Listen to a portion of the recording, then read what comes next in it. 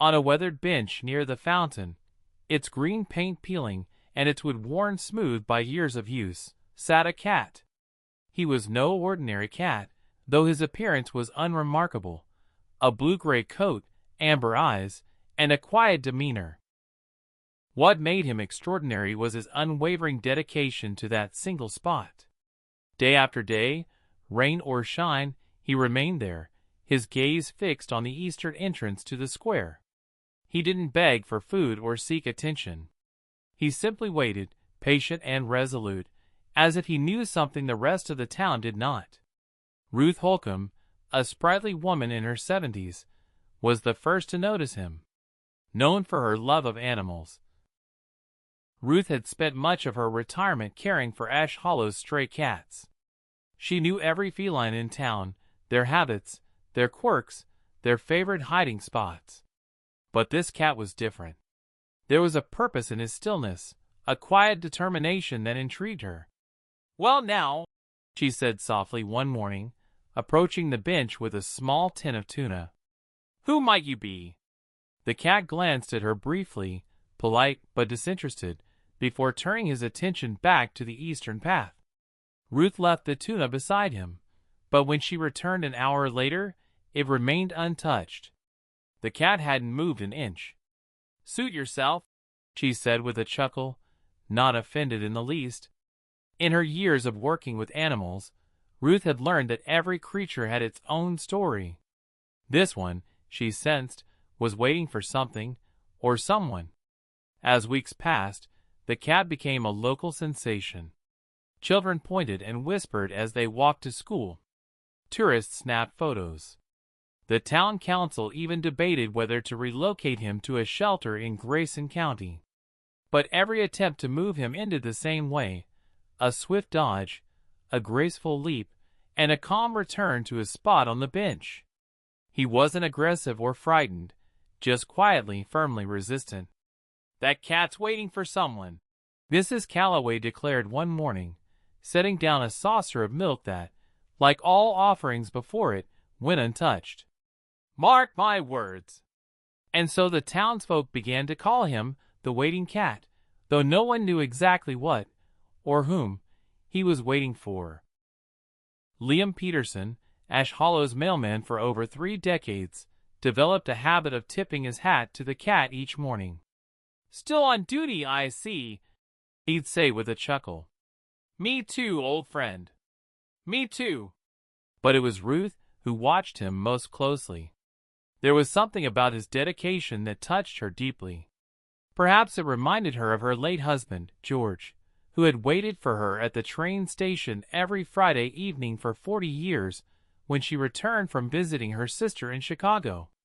Or perhaps it was simply that, at her age, Ruth understood the value of patience, the importance of holding on when others might let go. She began to visit the square twice daily, once in the morning with her usual offering of food, and again in the late afternoon, just to sit on the adjacent bench and keep the cat company in his lonely vigil. And that's how she noticed what others had missed. "What have you done here, little one?" she murmured one evening, her fingers tracing deep scratches on the bench's armrest. They weren't random marks of a cat sharpening his claws. They were deliberate, concentrated in one specific spot, almost like a message. The cat turned to her then, his amber eyes fully engaged with hers. Ruth felt a chill run down her spine. In that gaze, she saw not just animal intelligence, but something deeper: memory, longing, a complex emotional life that defied simple explanation. "Who are you waiting for?" she whispered. The cat blinked slowly, a gesture of trust, before returning his gaze to the eastern path. That night, a heavy storm rolled in from the west. Thunder shook the little houses of Ash Hollow, and lightning cast stark shadows across Milford Square. Ruth lay awake, thinking of the cat alone in the downpour. Twice she got up, pulling on her raincoat and reaching for her umbrella, determined to bring him to shelter. Twice she stopped herself, remembering the determination in those amber eyes. Some vigils couldn't be interrupted, even by the kindest intentions. When morning broke, the storm had passed. Ruth hurried to the square, her heart pounding with worry. Would he still be there? Had he finally sought shelter? As the square came into view, she saw the bench, their bench, and felt a wave of relief. There he sat, his fur soaked and matted, his frame seeming smaller in the morning light. But his posture remained alert, his gaze steady, fixed on the eastern path. Ruth approached slowly and sat beside him, not speaking, not reaching out. Together, they watched the morning unfold, shopkeepers unlocking doors, school children cutting across the square, the usual rhythm of small-town life resuming after the storm. "You know," Ruth said finally, "whatever you're waiting for, I hope it comes soon." The cat turned to her then, and for just a moment, she could have sworn he nodded. What Ruth didn't know, what none of them knew, was that the waiting was about to end. Because at that very moment, a tired Greyhound bus was pulling into the station 2 blocks away. Among its passengers was a man in a worn brown coat, clutching a canvas bag that contained everything he had left in the world. He stepped down onto the cracked sidewalk, breathing in the familiar air of Esh Hollow for the first time in years. His eyes, lined with age and hardship, turned instinctively toward Milford Square. "I'm home," Henry Carver whispered to himself. "I'm finally home." And somewhere in his weary heart, he dared to hope that what he had lost might somehow, against all odds, be found again. Henry stood at the edge of Milford Square, his breath catching in his throat. 5 years had passed since he'd last set foot in Esh Hollow, yet the square looked almost unchanged. The same wrought iron benches, the same cobblestone paths, the same fountain where coins glinted beneath the water's surface. Only the trees seemed different, fuller and taller, marking the passage of time in their silent way. His hands trembled slightly as he adjusted the strap of his canvas bag. At 68, Henry's body carried the marks of a life lived at sea, weathered skin, calloused hands, and a slight stoop from years of working in engine rooms. But it was his eyes that revealed the most, deep blue and faded now, like denim washed too many times. Henry had never planned to return to Esh Hollow. When he'd left 5 years ago, boarding the container ship bound for ports unknown, he'd been running from grief, from an empty house filled with memories too painful to face.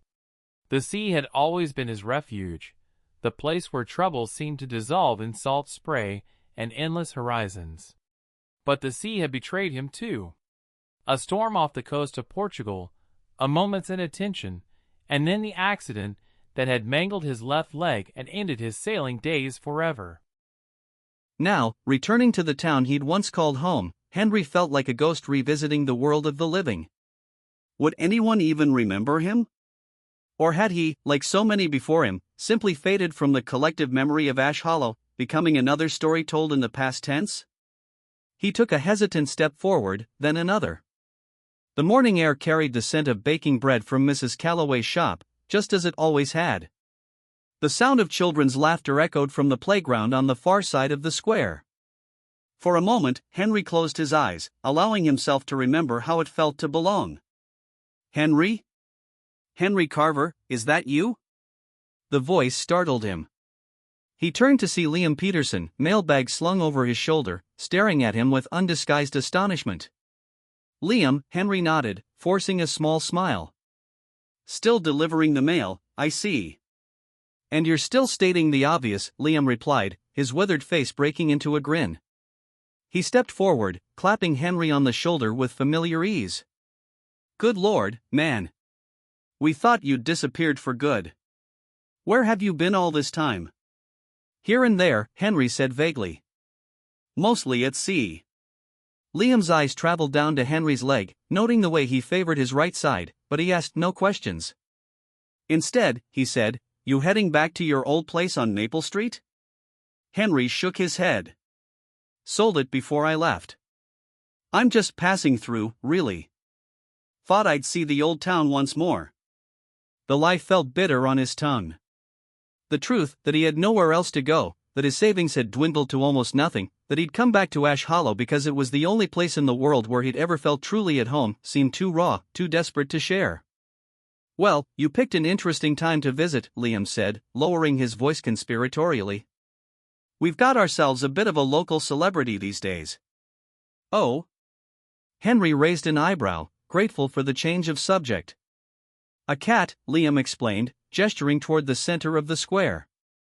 "Strangest thing you ever saw. Been sitting on the same bench for weeks now. Won't eat, won't leave. Just sits there, staring like he's waiting for the second coming." Something flickered in Henry's chest, an odd, inexplicable tightness. "A cat," he repeated, his voice suddenly hoarse. "What kind of cat?" Liam shrugged. "Gray fellow. Nothing special to look at, but he's got these eyes that follow you. Bit unnerving, if you ask me." Henry's heart began to pound, a dull thudding against his ribs. "Where?" he asked, the word barely audible. "Third bench from the fountain," Liam replied, pointing. "You can't miss him. He's become quite the attraction. Mrs. Calloway even started making cat-shaped cookies for the tourists." But Henry was barely listening. His eyes had already found the bench and the small gray figure perched upon it. "I should finish my route," Liam was saying, though his voice seemed to come from far away. "But listen, Henry, you should stop by for dinner one of these nights. Margaret would love to see you, and you can meet our grandkids. We've got 4 now. Can you believe it?" "Yes," Henry murmured absently. "Yes, that would be nice." Liam gave him another friendly pat on the shoulder and continued on his way, mailbag bouncing against his hip as he walked. He didn't notice that Henry remained frozen in place, staring at the distant bench as though he'd seen a ghost. It couldn't be. It simply couldn't. Salem had disappeared 5 years ago, vanished without a trace on the very day Henry had decided to leave Ash Hollow behind. He'd searched for weeks, placed ads in the local paper, called every shelter within a 100-mile radius. Nothing. In the end, he'd been forced to accept that Salem was gone, another loss in a life that had already seen too many. And yet, Henry began to walk, drawn forward by a hope so fragile he was afraid to acknowledge it. His injured leg protested with each step, but he barely felt the pain. His eyes never left the cat on the bench, the blue-gray coat, the erect posture, the steadfast gaze. As he drew nearer, he noticed an elderly woman sitting on the adjacent bench. She was watching the cat with a gentle expression, occasionally murmuring something too low for Henry to hear. There was something protective in her posture, as though she had appointed herself the cat's guardian. The woman looked up as Henry approached, her kind eyes assessing him with the frankness of the elderly. "Good morning," she said, her voice warm and slightly raspy. "Are you visiting our town?" Henry barely managed to nod, his attention fixed on the cat. Now that he was closer, doubt began to creep in. Salem had been gone for 5 years, an eternity in a cat's life. Even if he had somehow survived, would he remember? Would he recognize the man who had once been his person? The cat had not yet noticed Henry's approach, his amber gaze still fixed on the eastern entrance to the square. "That's the waiting cat," the woman explained, misinterpreting Henry's stare. "Been here for weeks now, won't let anyone touch him, but he doesn't run away either, just sits and watches." "What do you think he's waiting for?" Henry asked, his voice cracking. The woman, Ruth, though Henry didn't know her name yet, looked at him thoughtfully. "Someone he loves, I expect. Isn't that what we're all waiting for in the end?" Something in her words pierced Henry's carefully constructed defenses. For 5 years he had tried to outrun his loneliness, to forget what it felt like to be known, to be needed, to matter to another living creature. Now, standing in the square where he had spent countless mornings with Salem perched beside him, the weight of all he had lost crashed over him like a wave. Slowly, legs trembling beneath him, Henry moved to the bench. The cat still hadn't looked at him, seemingly intent on the path ahead. "May I?" Henry asked Ruth, gesturing to the empty space beside the cat. She nodded, her eyes suddenly bright with curiosity. "Be my guest, though I should warn you, he doesn't take kindly to strangers trying to pet him." "I understand," Henry said softly, lowering himself onto the bench with painful care. His heart was pounding so hard he was sure everyone in the square must hear it. For a long moment, he simply sat there, afraid to look directly at the cat, afraid to have his hope extinguished once and for all. Instead, he stared down at his hands, once strong and capable, now gnarled with arthritis and spotted with age. Then, gathering his courage, he spoke a single word. Salem. The cat's ears twitched. Slowly, with deliberate grace, he turned his head. Amber eyes met blue. Time seemed to stop. For one terrible moment, Henry saw no recognition in those eyes, only the wary assessment of a stranger. His heart plummeted. Of course it wasn't Salem. How could it be? He had let hope blind him to reason. But then the cat's pupils widened. His tail, which had been wrapped neatly around his paws, unfurled with a sudden flick. He made a small sound, somewhere between a chirp and a mew, a sound Henry had heard 1,000 times before. The unique greeting Salem had always reserved for him alone. "Oh my God," Henry whispered, tears welling in his eyes. "It's really you." Ruth watched in astonishment as the cat, the same cat who had remained immobile for weeks, who had resisted all attempts at contact, rose to his feet. With graceful precision, he stepped across the bench and onto Henry's lap. He circled once, twice, kneading Henry's thighs with gentle paws, and then settled against his chest, his head tucked under the man's chin. A deep, rumbling purr vibrated between them. Henry's arms came up instinctively, cradling the small body against him. His tears fell freely now, disappearing into Salem's fur. "I'm sorry," he murmured, his voice breaking. "I'm so sorry I left you." Ruth sat very still, sensing that she was witnessing something profound, something miraculous. She had seen enough of life to recognize true reunion, the closing of a circle that had seemed forever broken. Across the square, people had begun to notice. Mrs. Calloway stood in the doorway of her bakery, one hand pressed to her heart. Liam, returning from his mail route, stopped in his tracks. A small crowd gathered, drawn by the palpable emotion emanating from the bench. But Henry and Salem noticed none of it. For them, the world had narrowed to this single point of contact, a man and his cat, lost and then found, separate and then together once more. "You waited for me," Henry whispered, his fingers gently stroking the fur he had once known, as well as his own skin. "All this time, you waited."